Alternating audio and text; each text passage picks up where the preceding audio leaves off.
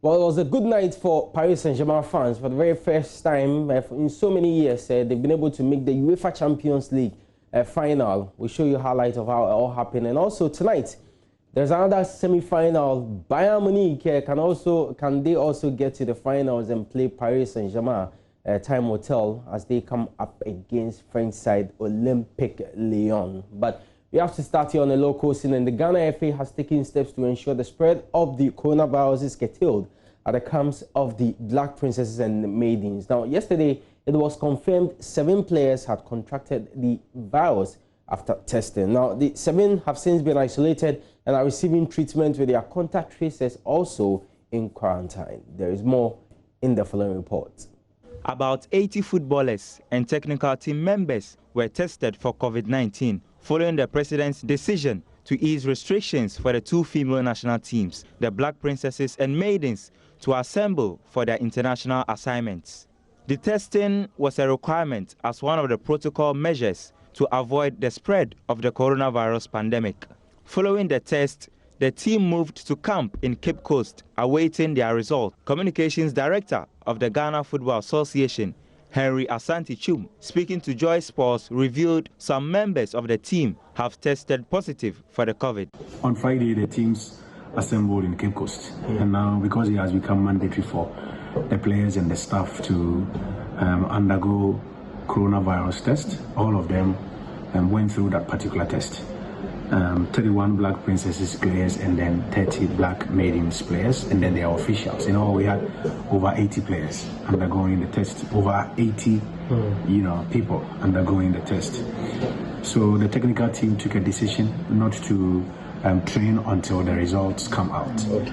Unfortunately, the results that came out had some concerns as regards some of the players testing positive for the virus. Yes, I can confirm that 4 of the Maidens players and 3 players of the Black Princesses tested positive for the virus.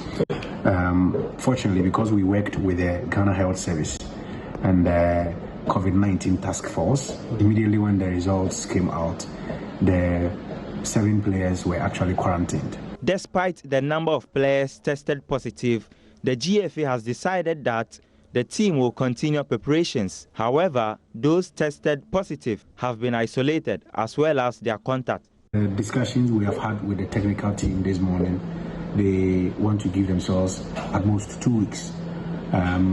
Those who tested positive would hopefully, go through another test in a fortnight. Okay. Then we will know exactly what to do. And those who were in contact with them as well would be in isolation for about 1 week. Then we'll run another test and know what to do. So for now, nothing will change in terms of personnel, at least for the next 1 or 2 weeks. If after the 2nd week of training, these players are still not in the position to return to the team, then they will fall on other players. The Princesses have their game currently on hold due to a communique from CAF announcing that member countries have not eased restrictions on travels. So that was Haruna Mubarak's reports. Now, the Ghana FA has made changes to the date and venue of its upcoming Ordinary Congress. Now, Muftau Nabila has the details in the following report.